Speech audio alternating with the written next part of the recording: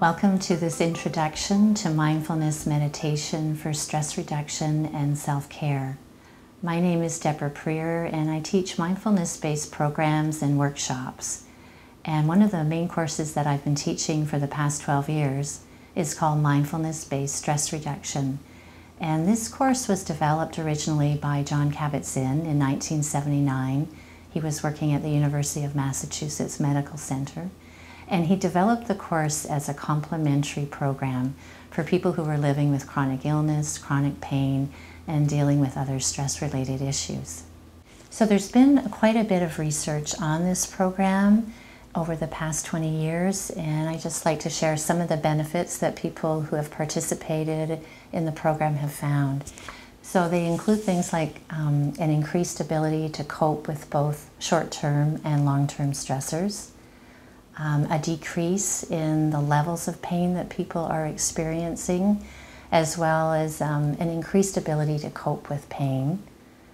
Other people have noticed an increase in self-esteem, a general sense of well-being, an increased ability to relax in their lives, and still other people have noticed a decrease in anxiety and depression as they learn new ways to relate to their thoughts and their feelings.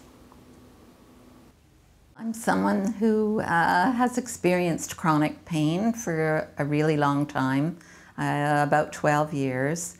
And I guess at the beginning of those 12 years, I was running around from doctor to doctor trying to find the magic cure.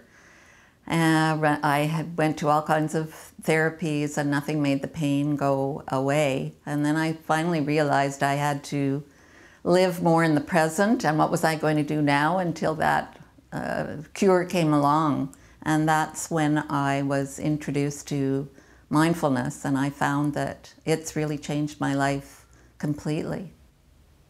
So what is mindfulness? Mindfulness is a different way of paying attention, and there's three aspects to it: intention, attention, and attitude.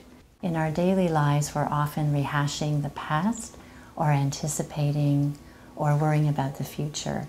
So with mindfulness, we're making an intention to pay attention to what is happening in the present moment.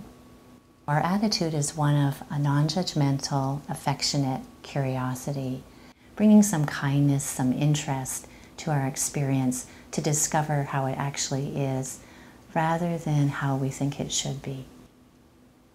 One of the teachings I learned was about putting things into perspective and creating space. And if I looked at the pain as just a cloud in the sky that came and went, even if it stayed all the time, I was giving no awareness to the whole sky, the whole background, everything else that was happening to me and in my life aside from the pain. And once I had that perspective on it, I found that so useful, not only in dealing with pain, but in every other part of my life when problems come and go. So how does mindfulness help us with stress reduction? How we perceive or interpret any event really influences the possibilities or the choices we might see for responding. So often when we're triggered by a certain event in our lives, we might find ourselves reacting automatically. So we can't control a lot of what might come up or happen to us during a day, but we really can learn to respond and have a lot of influence about how we receive what happens to us and the choices that we see about responding.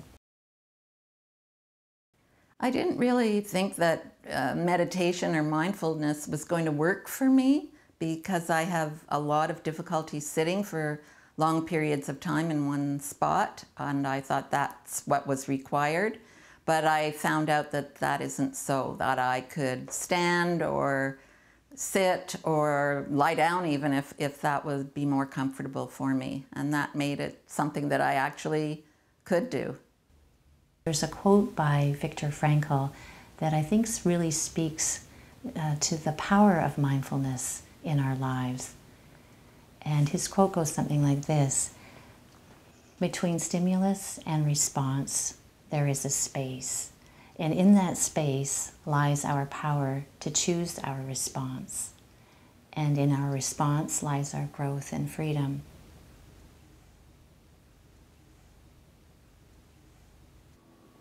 So if you're feeling curious about mindfulness meditation from listening to this short introduction, I'd like to invite you to listen to the accompanying audio.